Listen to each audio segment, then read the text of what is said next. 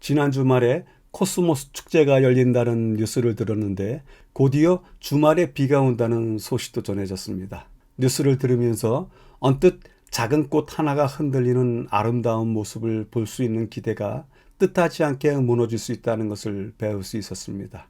일주일 동안 평안하셨는지요? 우리가 기대하는 바가 무엇이든지 관계없이 모든 것은 흔들립니다. 기회도 그러하고 기대도 그러하고 결과도 그러합니다. 때문에 우리의 삶의 여정을 시인이 노래했듯이 흔들리지 않는 산과 바위와 같은 곳에 믿음을 두고서 이끌어 나가야 될 듯 합니다. 하나님은 흔들리지 않는 산이시고 굳건한 바위 되십니다. 우리의 믿음을 하나님께로 이끌어야 할 듯 싶습니다. 이번 주 제4과의 제목은 하나님의 선교에 동참함입니다. 지난주부터 우리가 함께 참여하여야 할 실제적인 선교가 무엇인지 배웠는데요. 이번 주는 실제로 어떻게 동참할 것인지를 다루게 되면서 과연 그분의 사역에 동참한다고 할 때 가장 근본적으로 준비되어야 될 전제 조건이 무엇인지 배우게 됩니다. 찾아가 보도록 하겠습니다. 제4과의 기억절입니다. 새 계명을 너희에게 주노니 서로 사랑하라. 내가 너희를 사랑한 것 같이 너희도 서로 사랑하라. 너희가 서로 사랑하면 이로써 모든 사람이 너희가 내 제자인 줄 알리라. 뜻밖의 말씀을 기억절로 제시하시는데요. 서로 사랑하라 3회 사용이 되었습니다. 특히 내가 너희를 사랑한 것 같은 사랑으로 사랑하는 것이 주님의 제자되는 증거라고 합니다. 즉 선교에 함께 동참할 전제 조건은 그분의 제자가 되어야 함이고 그 제자됨이 서로 사랑하는 것에 있다고 합니다. 매우 엄중한 말씀이라고 생각이 듭니다. 왜냐하면 나는 나 자신을 사랑한다는 것조차 아직 배우지 못했는데 타인을 사랑하라 하시니 매우 부담스럽습니다. 과연 이번 주는 어떤 말씀을 주시는지 살펴보도록 하겠습니다. 기억절 말씀을 간략하게 줄여보겠습니다. 서로 사랑하면 내 제자인 줄 알리라. 매일의 주제를 살펴보도록 하겠습니다. 일요일 친절의 은사, 월요일 모든 사람을 사랑하는 아브라함, 화요일 아브라함의 기도의 정신, 수요일 아브라함의 선교, 목요일 하나님의 뜻에 순종하기. 전체적인 이야기 보면 아브라함에 대한 이야기를 선교의 모델로서 처음 제시하고 있습니다. 본문의 5주제를 구분하여 재구성해 보도록 하겠습니다. 일월화는 삶의 품격을 담아서 준비되어 있는 아브라함. 그 삶의 품격이 친절, 사랑, 그리고 중보하는 기도, 이것을 담고 있습니다. 그리고 수요일날과 목요일날은 아브라함이 살아갔던 가장 근본적인 삶의 원칙, 그것은 하나님의 뜻을 순종하는 것이다. 선교에 있어서도 마찬가지다. 그런 이야기를 담고 있습니다. 전체 배경을 확인하도록 하겠습니다. 하나님의 선교에 동참함, 중요한 단어들을 확인해 보도록 하겠습니다. 말과 행동을 보면 잘 알 수 있다. 전혀 생각하지 못하였다. 방법이 있는지 알고자 했던 것이다. 몇 이야기들이 숨겨져 있기 때문에 서로 다른 단어들이 쓰였는데요. 연결하면 그래도 한 가지 이야기가 나오게 됩니다. 아브라함, 말과 행동으로 선교의 모델이 되었다. 그리고 구원할 수 있는 방법이 무엇이 없을까? 그것을 찾고자 했다라는 이야기를 전해주시고 계십니다. 세 부분으로 나누어서 살펴보도록 하겠습니다. 첫 번째 구역에 아브라함은 처음부터 선교를 위해 하나님과 협력하기를 원했다. 그것을 어떻게 알 수 있는가? 그의 말과 행동을 보면 알 수 있다. 그래서 성경에는 다음과 같은 말씀을 주시는데요. 여호와께서 가라사대 나의 하려는 것을 아브라함에게 숨기겠느냐? 이런 말씀을 하시는데요. 아브라함이 이미 협력할 상태가 되어 있다는 것을 알려주고 있습니다. 그래서 여호와께서 당신이 하시고자 하는 일이 무슨 일인지 밝히십니다. 여호와께서 또 가라사대 소돔과 고모라에 대한 부르짖음이 크고 그 죄악이 심히 중하니 내가 이제 내려가서 그 모든 행한 것이 과연 내게 들린 부르짖음과 같은지 그렇지 않은지 내가 보고 알려 하노라. 하나님께서 아브라함에게 자세히 말씀을 주시는데요. 자세히 말씀을 주시는 까닭이 그가 협력할 준비가 되어 있었기 때문에 그러하다고 설명하고 있습니다. 특별히 우리가 보는 구약 성경의 말씀 중에서요. 주 여호와께서는 자기의 비밀을 그종 선지자들에게 보이지 아니하시고는 결코 행하심이 없으리라. 아모스서에 나와 있는 말씀이신데요. 오늘 하나님께서는 아브라함을 그 종 선지자로 보셨습니다. 그리고 그렇게 대하시고 계십니다.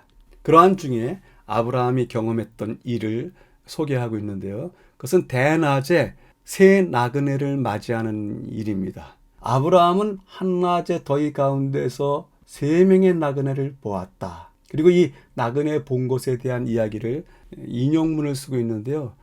아브라함은 그의 손님들을 피곤한 새 행인들로만 보았으나 그 가운데 그가 경배해야 할 죄 없는 분이 계시다는 사실은 전혀 생각하지 못하였다. 새 나그네를 보았다. 그 중에 한 분이 그리스도이셨다. 근데 전혀 알지 못했다. 그럼에도 불구하고 하나님의 선교에 개인적으로 동참하겠습니다. 라고 하는 의사를 표현을 했다. 그리고 그 동참을 어떻게 했다고요? 죄인을 향한 구원의 갈망, 그 자체가 선교의 정신이 아니겠는가?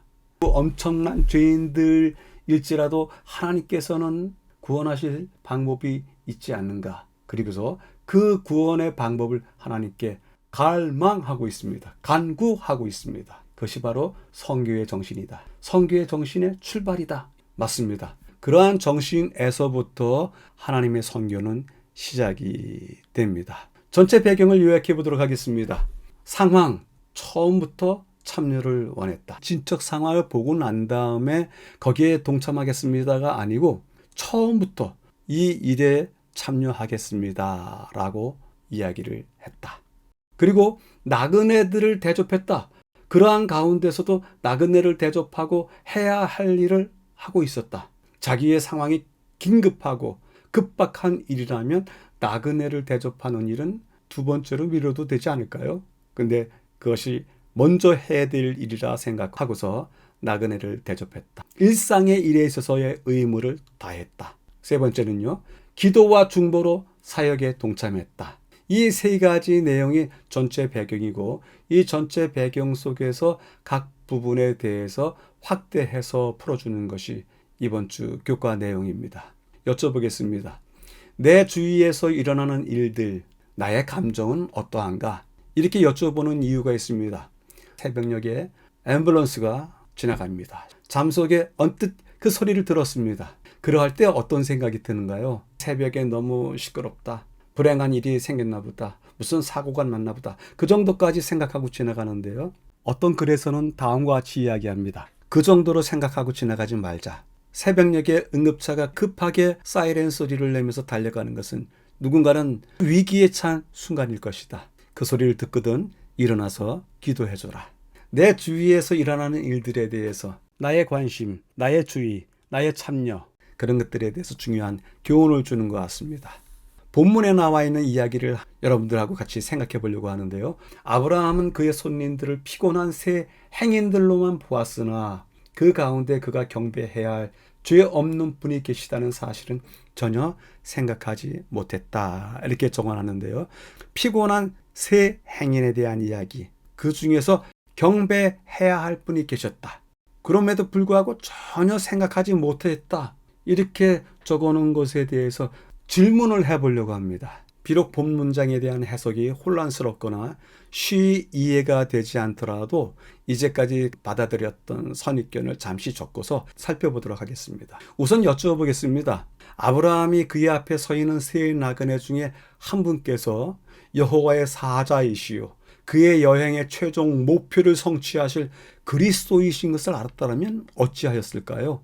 만약 그리스도께서 소돔과 고모라로 향하는 것을 알았다면 두려움과 떨림 속에서 납작 엎드려서 붙잡지 않았을까요? 그러리라 생각합니다. 손님 접대에 바쁘게 움직이는 아브라함의 모습은 온데간데 없었을 것입니다. 나그네에게 죄사함을, 용서함을, 자비함을 구했을 것입니다. 그것이 인간의 길이고 인간의 모습입니다. 그런데 여기에서 좀 하나 생각해 보려고 합니다. 교회가 사용하는 언어 중에서 하나님의 용서, 하나님의 자비, 하나님의 기적을 구하는 기도와 간구들이 종종 들립니다. 그런데 이런 언어와 강구는 교회가 믿음에 굳건히 서 있거나 강한 영적인 힘이 있다는 것을 보여주기보다는 교회와 성도들이 해야 할 일을 당연히 하지 못하고 모든 것을 하나님께 떠맡기고 있다는 생각이 들어서 이런 제안을 들어보는 것입니다. 우리가 하나님의 용서를 구하기 전에 이미 용서를 받았고, 하나님의 기적을 구하기 전에 이미 기적 안에 머물고 있고, 자비를 말하기 전에 큰 자비를 벌써 받았는데 그것을 간구하고 기도하는 것이 믿음인 듯 여기는 결의나 구호는 오히려 하나님에 대한 신뢰가 무너진 것이라는 느낌이 듭니다. 또 그것을 구하는 것이 하나님 앞에 겸손하거나 영적인 수줍음을 보이는 것 또한 아니라고 생각이 듭니다. 이제는 성장하고 성숙한 모습으로 드러나야 하는 때가 아닌지 생각이 듭니다. 언제까지 용서와 자비와 기적이 교회 안에 또 내 안에 가득 차기만을 구하겠습니까? 우리 다들 이미 경험을 했습니다. 아브라함은 주님께서 앞에 서신 것을 생각하지도 못했다고 합니다. 때문에 자신에게 부과된 이웃 사랑에 대한 최고의 실천인 손님 접대에 대한 온 힘을 다 쏟고 있는 것입니다. 그리스도를 보지 못한 신앙 없음에 대해서 질책을 받을 것이 절대로 아니라 경우에 합당한 자신의 일을 하고 있다고 생각이 듭니다. 지금은 나그네를 대접할 시간이고, 그들이 떠난 후에 여호와께서 이루실 모든 일이 온전하고 정의로울 것을 하나님과 다투면 됩니다.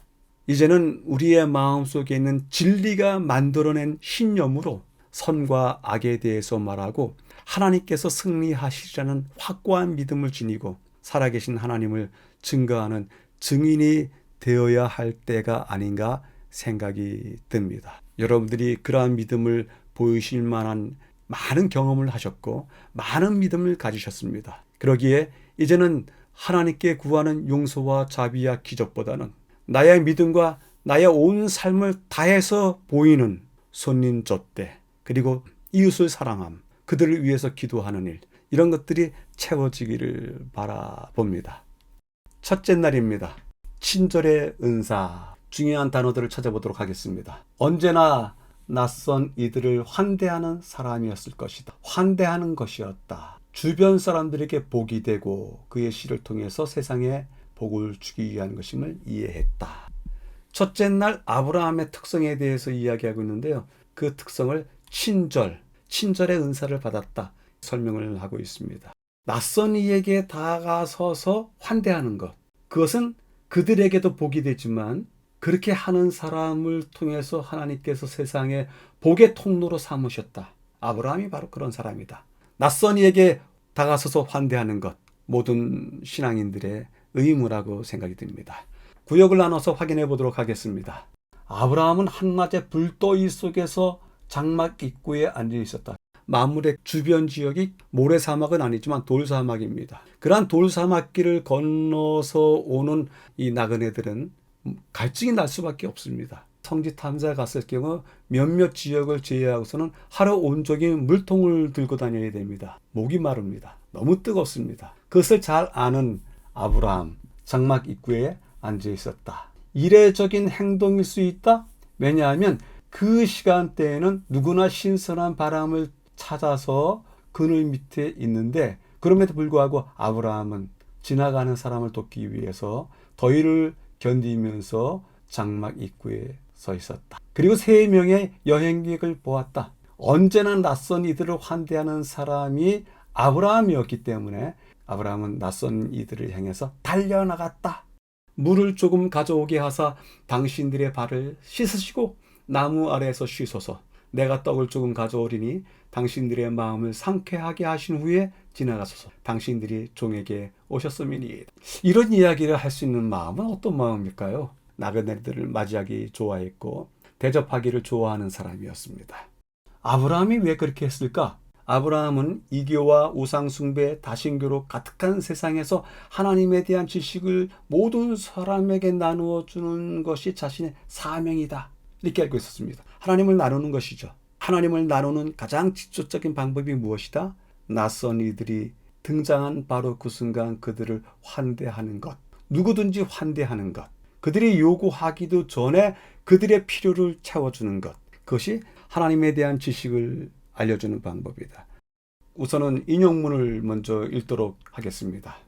아브라함의 대가족은 1000명 이상으로 구성되어 있었으며 많은 사람이 가장이었다. 그 중에는 이교로부터 새로 개종한 사람도 많았다. 이런 가족의 지도자로서 견실한 인물이 필요하였다. 약하고 흔들리는 태도는 적합하지 않았다. 아브라함의 감화는 그의 가족 이외의 사람들에게도 미쳤다. 그가 장막을 쳤던 곳에는 어디에나 그 옆에 희생을 드리고 예배하기 위한 제단이 쌓여졌다. 장막을 옮기면서도 제단은 남겨두었다. 그리하여 하나님의 종 아브라함의 생애를 통하여 하나님을 배운 많은 가나안 사람들이 정처 없이 떠돌아다니다가 그 제단에 발을 멈추고 여호와께 희생을 드렸다. 아브라함의 감화가 얼마나 컸기에 하나님을 배운 바가 없었던 사람들이 하나님 앞에 희생을 드리면서 제단 앞에 발을 멈추었을까요? 그 감화가 얼마나 크기에 아브라함이 하나님을 알 수 있었을까요? 그 감화가 선교의 자산이었을 것이다 생각이 들고요.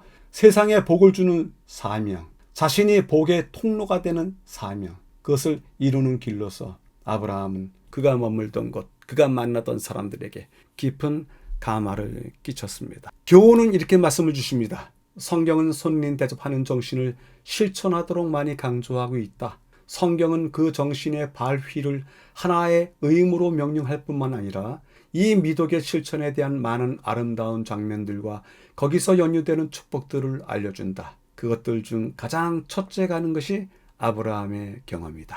첫째 날을 요약해 보도록 하겠습니다. 나그네를 환대하는 것, 아브라함은 항상 준비하고 있었다. 선교의 사명, 그것은 친절로 나누는 것이다. 선교라는 것이 어려운 일이 아니군요. 친절로서 하나님을 나누는 것, 하나님에 대한 지식을 나누는 것, 그것이 선교이다. 우리도 이것을 나눌 수 있지 않을까요? 우리도 이러한 정신과 이러한 태도를 가질 수 있지 않을까요? 생각이 듭니다. 결국 아브라함은 삶과 그의 행동으로서 감화를 끼쳤다. 세상에 복이 되었을 뿐더러 그 자신도 복의 통로가 되었다. 때문에 여쭤보겠습니다. 타인을 긍정적으로 변화시킬 어떤 힘이, 어떤 달란트가, 어떤 자질이 내게 있는가 여쭤보겠습니다. 모두 다 다를 수 있습니다. 저분은 저것을 잘하는데 나는 이것을 못한다. 가능합니다. 괜찮습니다. 나에게는 나만 할 수 있는 또 무엇인가 있습니다. 그것들을 찾아본다면 우리 모두 다 선교자의 사명을 받들 수 있습니다. 이제 첫째 날을 마치면서 한 가지 이야기를 덧붙이고자 합니다. 창세기 18장의 상황을 살펴보고 그 이야기를 진행하도록 하겠습니다. 첫째 날 이야기가 된 곳은 이곳입니다. 상단부에 예루살렘이 있고요. 그 옆에 사해가 검게 보이시죠? 그 사해 옆에 또 헤브론이라고 하는 동네가 있고요. 그 다음에 브엘세바라고 하는 도시도 있습니다. 그 도시들 중에서 헤브론 바로 위에 마므레라고 하는 곳이 있습니다. 이 마므레에서 벌어진 일인데요. 이 마므레에 가면 지금도 나무 하나가 있는데 아브라함의 상수리 나무라고 부릅니다. 이 나무는 지금 고사되어 있습니다. 그래서 흔적만 남아 있고요. 그 흔적마저도 다 무너져 없어지기 전에 단단히 고정시켜 놨는데요. 학자들이 연구한 바에 의하면 이 나무의 연한이 한 5,000년이 되었다고 합니다. 5,000년이면 아브라함이 태어나기도 전에 그때 이 나무가 이미 심어졌고 그때로부터 수백 년 후에 아브라함이 이 근처에 있었던 것이 분명합니다. 이 상수리 나무 잎사귀를 내고 푸른 잎을 냈을 때 모습을 그린 이 그림인데요. 1908년도에 그려진 그림입니다. 그 나무와 관련되어 있는 이야기가 성경책에 창세기 18장의 이야기가 됩니다. 1절 여호와께서 마므레 상수리 숲을 근처에서 아브라함에게 나타나시니라.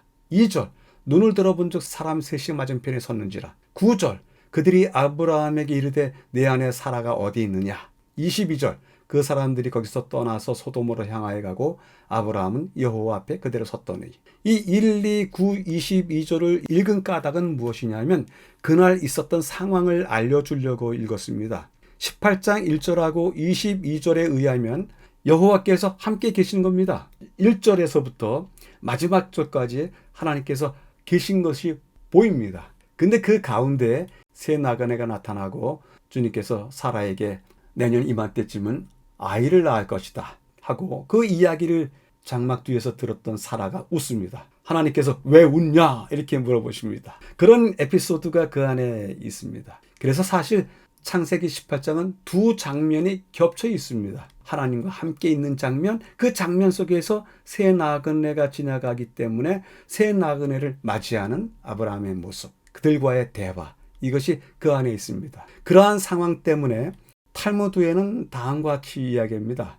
손님을 대접하는 일이라면 하나님께서도 자신의 자리를 양보하신다. 이 이야기가 왜 나왔는지 아시겠죠? 여호와 하나님께서 먼저 아브라함과 만나서 이야기하는 도중에 새 나그네가 오니까 아브라함이 하나님 저 나그네들부터 대접해야 되겠습니다. 하나님께서 그리하거라 이렇게 허락하신 것입니다. 그래서 손님 대접하는 일 하나님께서도 양보하신다. 그러니 가서 먼저 손님을 대접하라 이렇게 이야기합니다. 손님을 환영하는 일이 하나님의 임재를 환영하는 것보다 더 중요하다. 거의 같은 내용입니다만 더 명확하게 썼습니다. 손님을 환영하는 일이 더 중요하다. 하나님의 임재를 환영하는 것보다 더 중요하다.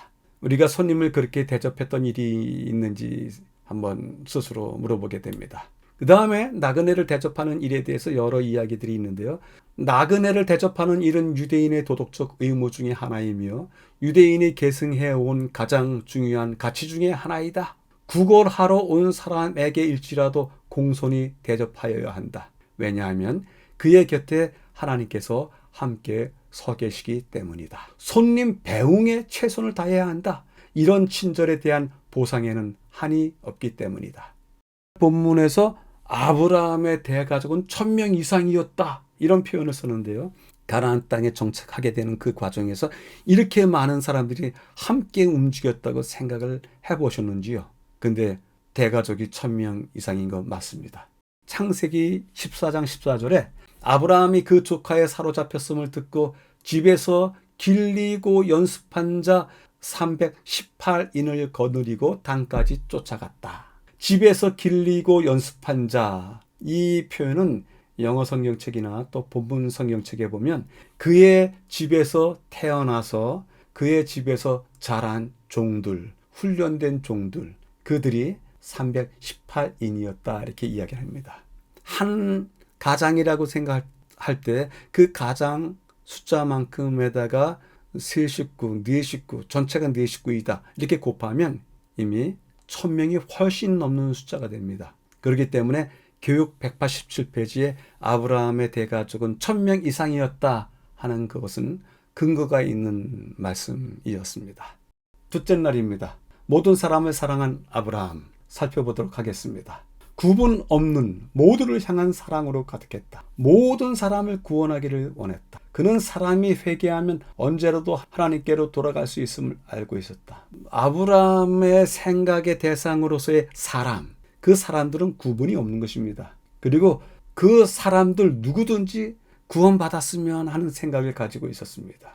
그들이 언제든지 하나님께로 돌아가면 구원받을 수 있다고 생각했습니다. 그래서 구분 없이 모든 사람에 대한 사랑과 그들의 구원에 대한 염원을 가지고 있었던 사람 아브라함 이야기를 둘째 날에 하고 계십니다. 본문 내용을 살펴보도록 하겠습니다. 첫 번째 부분에서 이야기되는 것은요.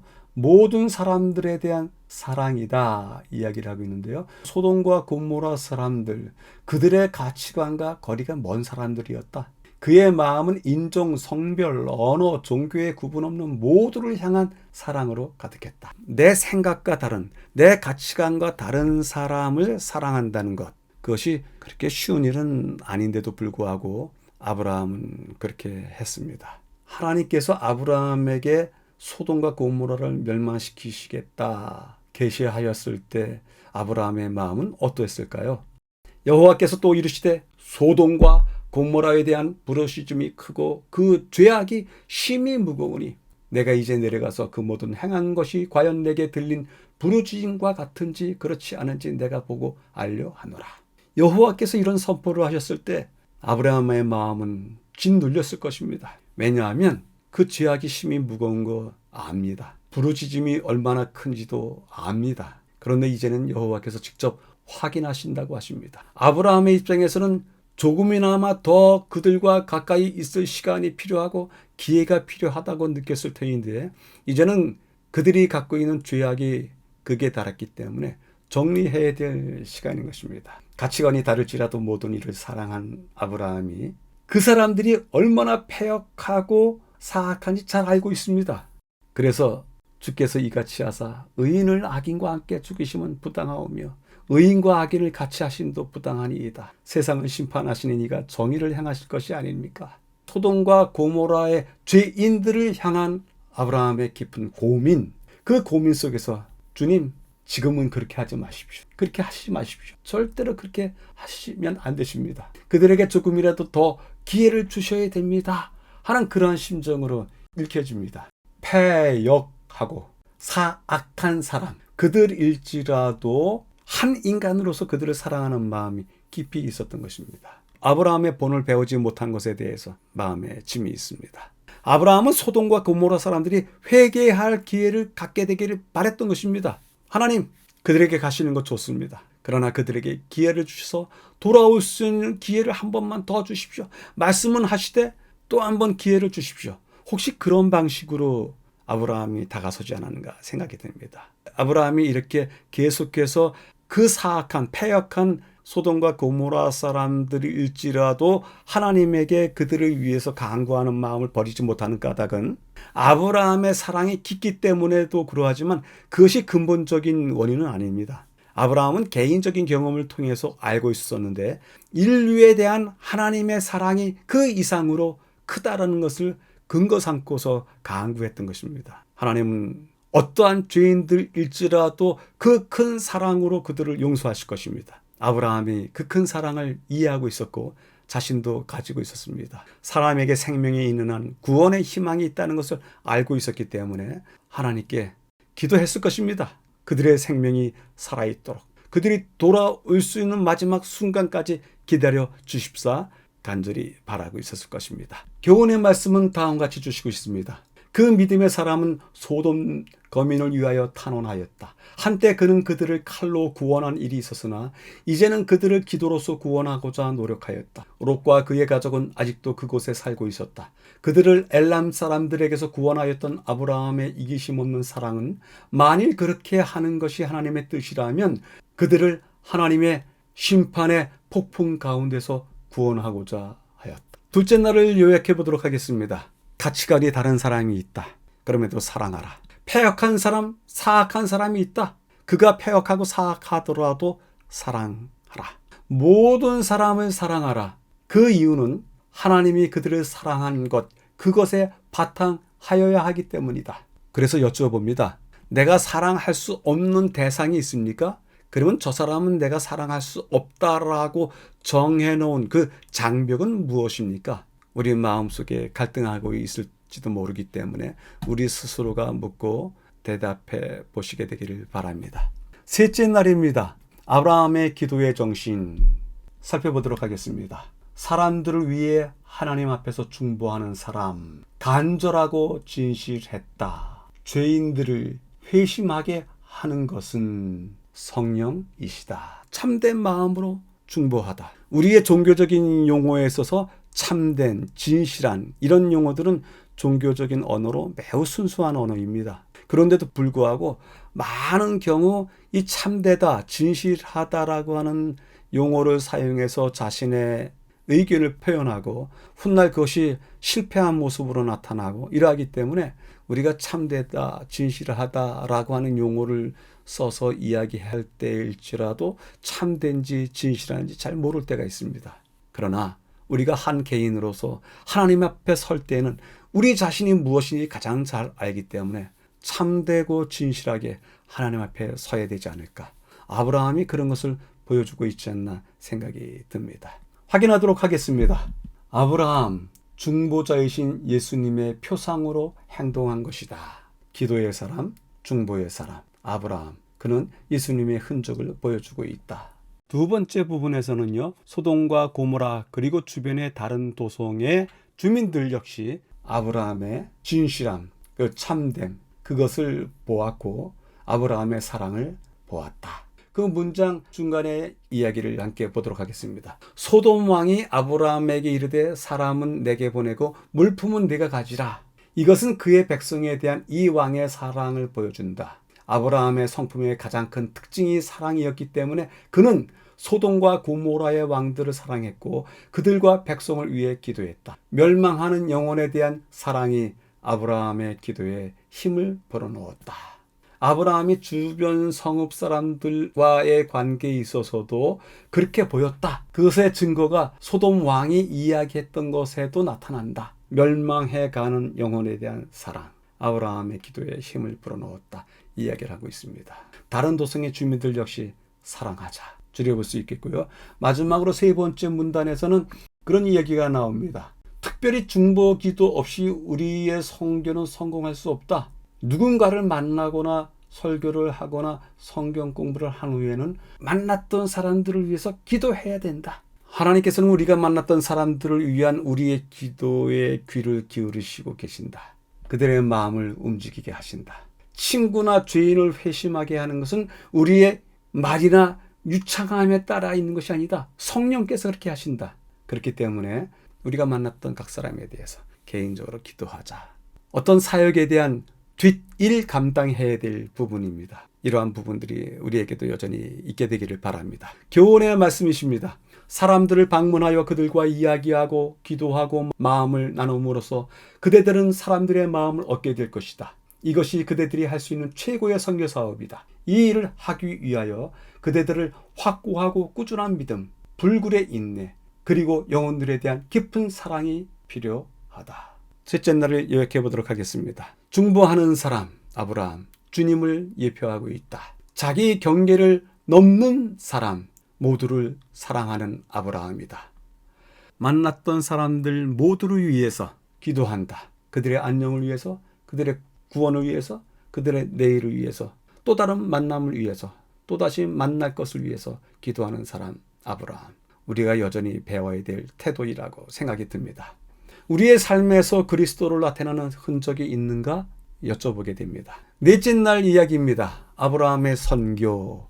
좋은 몇 가지 자질을 갖고 있었던 것 같다. 4명이 빠져나왔고 3명이 구원을 받았다. 각자에게는 자유의지가 있다. 이 이야기는 아브라함의 선교와 관련되어 있는 주변 이야기인데요. 우선은 롯에 대한 이야기를 하고 있고요. 그 다음에는 구원에 있어서 결국의 책임은 각 개인에게 있다. 그런 이야기를 하고 계십니다. 구원받은 사람, 그리고 개인이 선택하고 자유의지를 활용한 경우 대비하고 있습니다. 롯에 대한 이야기로 시작하는데요. 롯이 소돔 성문에 앉아 있었다 이야기를 합니다. 근데 흥미롭습니다. 이 이야기는 다시 이야기하고요. 창세기 19장은 18장에 나와 있었던 아브라함과 천사들의 이야기, 유사한 점이 있더라. 아브라함과 롯은 각각 성문이나 입구에 앉아 있었다. 나그네를 초대해서 자신의 거처에서 쉬게 했다. 방문객들을 위해서 음식을 준비했다. 이것이 아브라함과 롯의 공통점입니다. 그가 아브라함 가족의 일원으로서 아브라함에게서 배운 특성이 그대로 갖고 있더라. 비록 소돔성에 떨어져 살았지만 그 소돔성에서도 롯은 아브라함이 살았던 모양을 그대로 보여주고 있더라. 그럼에도 불구하고 그것이 소돔성의 구원과는 관계가 없었다. 그래서 하나님께서 소돔성을 멸하셨다. 여호와께로부터 유황과 불을 소돔과 고모라에 비같이 내리사 그 성들과 온 들과 성에 거주하는 모든 백성과 땅에 난 것을 다 엎어 멸하셨더라. 소돔성에 살았던 롯 그리고 그의 가족들 4명이서는 빠져나왔습니다. 빠져나왔지만 구원받은 사람은 3사람뿐이 없었습니다. 홍수 때도 그랬습니다. 극소수의 사람들만 살았고 대부분의 사람들이 구원을 받지 못했습니다. 당대 소돔과 또한 노아 홍수 당대의 인원이 얼마 되었었는지는 알 수 없지만 그래도 그 성읍 또 그 세상에서 단 3사람 그리고 8식구만 구원을 받았습니다. 아쉬운 이야기지만 그리고 아브라함이 그토록 노력했지만 그럼에도 구원받는 일에 대해서는 별개의 것입니다. 하나님께서 주신 선교로서의 아브라함의 사명은 그가 하나님의 뜻을 선포하고 전하는 것입니다. 예수님을 선택하도록 초대하는 것입니다. 그가 그의 임무를 다했습니다. 그리고 그 임무를 다한 것에 대한 결과는 그가 책임져야 될 일이 아니고 각 개인이 가지고 있는 개인의 선택과 자유의지에 달려 있는 것입니다. 하나님께서는 결코 개인의 의지에 거슬려서 일하시지도 않을 뿐더러 강요하시지도 않습니다. 때문에 선교는 우리의 일이고 구원은 하나님의 일이며 특별히 구원에 있어서는 우리가 선교했던 대상자들의 선택과 의지에 달려 있습니다. 새로 전도를 시작한 곳에는 반드시 참을성 있게 인내함으로 견디어야 한다. 조그맣게 시작한 사업에 대해서 실망하지 말라. 아주 하찮게 보이는 사업이 가장 큰 결과를 내는 예가 많다. 개인적인 감화는 힘이 된다. 우리와 밀접히 교제하는 사람들은 눈에 보이지 않는 감화로 인하여 마음의 감명을 받게 된다. 요약해 보도록 하겠습니다. 악한 도시에도 선함을 보이다. 롯이 그렇게 했습니다. 그러나 결국 그 도시를 구원할 수는 없었다. 따라서 소수의 인원만 구원받고 대다수가 멸망했다. 이것은 역사적으로 반복되는 일입니다. 그리고 개인의 선택과 자유의지에 대해서 하나님은 강요하시지 않으신다. 그들이 결정하도록 내버려 두신다. 그렇다면 여쭤보게 됩니다. 대다수가 멸망하더라도 그렇다면 우리의 책임과 한계는 어디까지인가? 무엇인가? 그것에 대해서 우리 자신이 마음속에 어떤 확증을 갖게 되시길 바라고요. 그로 말미암아 우리의 선교가 많은 부담과 짐에서 벗어나게 되기를 바랍니다. 여러분들에게는 최선을 다하면 되는 그러한 사명이 있을 뿐입니다. 이제는 넷째 날을 정리하면서요. 본문에 나와 있는 이야기 중에서 소돔과 고모라 이야기가 나와 있기 때문에 잠시 해보도록 하겠습니다. 롯이 성문에 앉아 있었다라고 이야기를 하고 있는데요. 단이라고 하는 도시입니다. 그래서 텔단에서 고고학 유적지로 남아 있는데요. 도시에 들어가는 출입구가 이쪽에 있습니다. 도시 안으로 들어가게 되는데요. 그쪽으로 들어가면 재판장의 자리가 보입니다. 성문 입구에 장로의 자리, 재판장의 자리가 이렇게 있고 이곳에 롯이 앉아 있는 것입니다. 앉을 수 있는 자격은 지역사회에서 어떤 책임을 갖고 있는 사람, 공직에 있는 사람, 어떤 원로들, 심판하는 사람들, 이러한 사람들이 앉는 자리입니다. 롯이 이 자리에 앉았더라 이야기할 때 보면 롯이 소돔 안에서 유지였던 것이 아닌가, 아니면 공직에 있었던 사람이 아닌가, 영향력을 끼치고 있었던 사람이 아닌가 생각해 보게 됩니다. 이제는 소돔에 대한 이야기를 할 텐데요. 소돔이 어디에 있느냐 하면 지금 여러분들이 보시는 지도 그림의 위쪽에 사해가 있고요. 하단에 또 다른 사해가 있는데 지금은 다 염전입니다. 사해가 뚜렷하게 구분이 돼서 상부 사해, 그 다음에 하부 사해로 이렇게 보이는데요.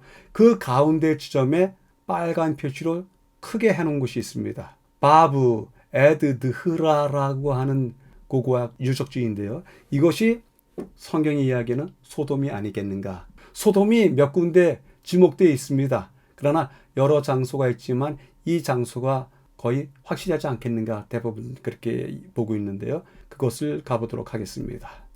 여기는 이 도시 뒤쪽 요단에서부터 내려오는 민물들이 흘러내리는 장소이기 때문에 들녘도 푸릅니다. 그리고 대지도 상당히 넓습니다. 한쪽 편에 고대 도시로서 멸망한 도시가 하나 보입니다. 소돔이 아니겠는가 이야기하고 있는데요. 위에서 본 몇몇 언덕들이 있고요. 구역구역이 따로따로 나눠져 있는데 그 나눠진 구역들 중에 한 곳에 이런 유적이 여전히 남아 있습니다. 이 도시는 넓은 평지를 갖고 있는데요. 다 푸르게 있었다는 거 생각하면 이 도시가 상당히 부유했던 도시, 또 부족함이 없었던 도시인 것을 알게 되는데요. 요단에서부터 내려오는 민물을 사용했는데요. 그래서 이 도시가 번창할 수 있었는데 그 흐르던 계곡물이 이제는 깊이 파인 계곡이 되었다. 매우 놀라운 도시인데요. 성경은 이 도시에 대해서 다음과 같이 이야기합니다. 이에 롯이 눈을 들어 요단 지역을 바라본 즉 소알까지 온 땅에 물이 넉넉하니 여호와께서 소돔과 고모라를 멸하시기 전이었으므로 여호와의 동산 같고 애굽 땅과 같았더라. 소돔과 고모라가 포함된 소알이라고 하는 지역까지 그 넓은 땅에 물이 넉넉했다. 땅의 모습은 여호와의 동산 같고 애굽 땅과 같았더라. 그러니 얼마나 많은 수확들, 부요함 충만했을까요? 그래서 또다시 이야기하기를 내 아우 소돔의 죄악은 이러하니 그와 그의 딸들에게 교만함과 음식물의 풍족함과 태평함이 있으며 또 그가 가난하고 궁핍한 자를 도와주지 아니하였더라. 에스겔서에 나오는 말씀이신데요. 소돔에 대한 또 다른 설명이 그렇습니다. 교만할 정도로 이 도시가 부요해요. 화려함을 즐길 수 있을 정도로 그 도시가 아름다워요. 부요함이 넘칩니다. 음식물이 풍족합니다. 태평합니다. 대신에 가난한 자와 궁핍한 자를 도와주지 아니했습니다. 그러니 가난한 자와 궁핍한 자에 대한 관심도 없는 그 도시에서 이루어질 일이라고 하는 것은 한 가지밖에 없습니다. 쾌락입니다. 그래서 그 도시가 멸망하게 됩니다. 이곳을 갖다가 소돔이라고 말하는 이유는 이것입니다. 상공에서 찍은 모습인데요. 구멍들이 많이 보이네요. 저 구멍들이 무엇이냐면 공동묘지입니다. 가까이서 보면 이렇게 보입니다. 약 2000기의 무덤인데요. 이 무덤이 동일한 형식을 띠고 있어요. 특별한 형식 없이 다 야치 무덤을 만들었고 파묻고 무덤 만들고 급하게 무덤을 만든 흔적이 약 2000기나 있는 것입니다. 그래서 학자들이 생각하기를 조악하게 공동묘지를 한꺼번에 만들었던 이유는 어떤 사고가 있었을 것이다. 그래서 주검을 처리하기에 충분하지 않았기 때문에 이러한 묘지산이 되었을 것이다. 그렇게 이야기합니다. 특별히 어떤 묘지에는 주검을 2개를 집어넣고 어떤 무덤에는 주검이 4개까지 같이 들어가 있습니다. 가족들의 무덤이 된 것이죠. 바로 이곳에서 급변하는 사건이 있었고 그 사건을 치르면서 이런 과정이 있었다 보고 있습니다. 이 지역에서 나는 돌들인데요. 그 돌들이 다들 시커멓게 탔습니다. 뜨거운 유황불에 녹아나기 때문에 돌들 자체도 아니면 그 흙에 있는 어떤 성분들이 뜨거운 불에 녹으면서 이러한 돌덩어리들을 만들지 않았겠는가 하는 증거물도 남아 있습니다. 이 지역을 따라서 상부 사해와 하부 사해를 잇는 그 중간 지점에 가면 이렇게 푸르다고 말씀드렸는데 그 길 옆에 박물관이 하나 있습니다. 이 박물관의 이름이 지구에서 가장 낮은 곳에 있는 박물관이라고 하는 이름이 붙여져 있는데요.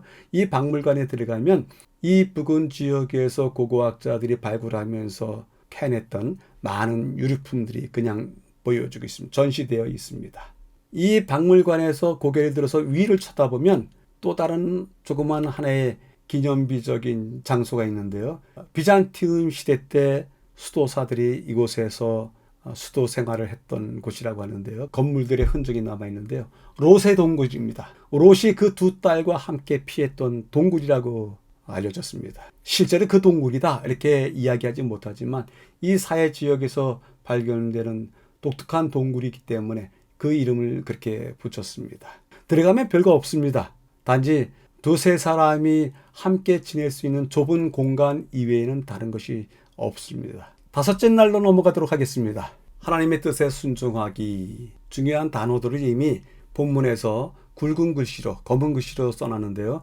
부르심, 땅의 선택, 소돔과 고모라의 멸망. 그런데 이 모든 것들이 하나님의 뜻에 자신을 맡기고 하나님의 뜻에 순종했고 하나님의 뜻에 순종하고 이런 방식으로 표현을 했습니다. 그것에 순종하다. 순종하기에 대한 이야기를 하고 있습니다. 부르심에 있어서도 그랬죠.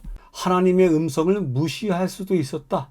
여호와께서 아브라함에게 이르시되 너는 너의 고향과 친척과 아비의 집을 떠나 내가 내게 보여줄 땅으로 가라. 이거 환청 아닌가? 무시할 수도 있었고요. 아니요, 가고 싶지 않습니다. 거절할 수도 있었습니다. 그럼에도 불구하고 내가 내게 보여줄 땅이 어떻게 생겼는지 어느 방향에서 얻게 될지 알 수 없음에도 불구하고 그 뜻을 따라갔습니다. 그 결정이 쉽지 않습니다. 그 선택이 쉽지 않습니다. 갈 바를 알지 못했지만 순종하고 따라갔습니다. 종들이 다툼이 있었습니다. 헤어져야 되는데 아브라함은 자신의 혈육과 싸울 마음이 없었습니다. 무엇인가 누군가와 싸워서 자기가 선택한다? 그것이 하나님의 뜻일까? 생각해 본다면 절대로 아닙니다. 누군가와 다투지 마십시오. 다툰 후에 이것이 하나님의 뜻이다. 이렇게 이야기하는 것보다는 자기가 그 자리에서 물러서서 시간을 보낸 다음에 하나님의 뜻이 무엇인가를 살피는 일이 더욱더 유익할 것입니다. 그래서 땅을 선택하는 일에 있어서 롯에게 기회를 먼저 주었는데요. 롯이 아브라함을 떠난 후에 여호와께서 아브라함에게 이르시되 너는 눈을 들어 너 있는 곳에서 북쪽과 남쪽 그리고 동쪽과 서쪽을 바라보라. 보이는 땅을 내가 너와 네 자손에게 주리니 영원히 이르리라. 오히려 헤어진 다음에 더 큰 축복을 받는 모습을 보게 됩니다. 여러분들에게 있어서도 어떤 일을 선택하게 될 때 그 선택에 있어서 강박하여서 선택하거나 스스로 무엇이 좋다 판단하여 선택하지 마시고 조금 기다렸다 선택하시면 하나님께서 그 길을 여시지 않을까 생각이 듭니다. 아브라함은 도시가 멸망하기 바로 직전까지 하나님께 간구했습니다. 그러나 그 도시는 멸망했습니다. 아브라함은 하나님께서 그리 결정하셨으면 그것이 정당하십니다. 그것이 합당하십니다. 그것을 받아들였습니다. 아브라함이 어떤 상황 속에서도 이제까지 하나님께 순종해 왔기 때문에 이 멸망이라고 하는 커다란 사건 속에서도 하나님이 오르십니다. 지당하십니다. 순종하였습니다. 교훈의 말씀입니다. 하나님께서는 당신의 뜻을 깨닫고 순종할 수 있는 기회를 세상에 주셨다. 그분은 당신의 말씀을 통하여 진리의 빛을 그들에게 주셨다. 그분은 경고와 권면과 권고를 보내셨다. 그러나 그분의 음성에 순종할 자들은 별로 없을 것이다. 유대 민족처럼 대다수의 사람들, 심지어 그리스도인이라고 공언하는 자들까지도 그들의 우월한 장점을 자랑은 하지만 그 큰 축복들에 대한 보답을 전혀 하지 않는다. 요약해 보도록 하겠습니다. 초청의 부르심, 긍정적으로 순종하였다. 선택하라고 하는 부르심, 그 속에 인내하면서 참아 기다리면서 순종했다. 그리고 결과에 대한 부르심, 하나님께 위임하고 하나님의 결정을 순종하였다.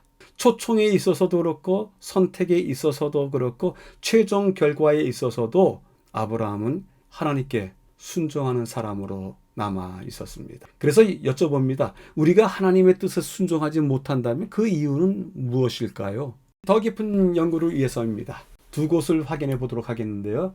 죄인의 구원을 위하여 값을 치르신 그분은 인간의 영혼의 가치를 아신다. 티 없이 순결한 상태에서만 존재할 수 있는 그런 악에 대한 적개심과 함께 그리스도께서는 무한한 선만이 품을 수 있는 사랑을 죄인에게 나타내셨다.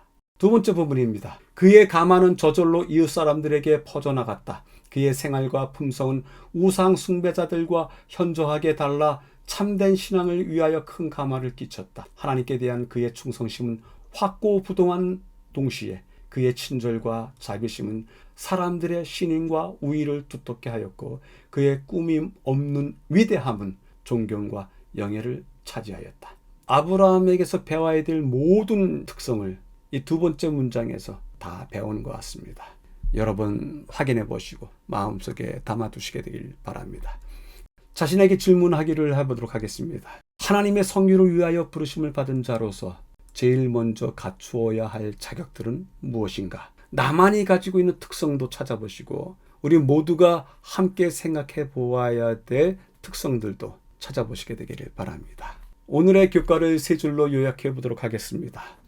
모든 이들을 친절하게 대하라. 그리고 모두를 차별 없이 사랑하라. 마침내요. 만난 이의 구원을 위해서 기도하라. 우리가 이번 주 배운 교과의 내용이 이 세 가지 이름으로 정리될 수 있었듯 싶습니다. 본 학회의 교과 연구에 동참해 주신 여러분들께 감사드립니다. 다음 주에 다시 뵙겠습니다. 감사합니다.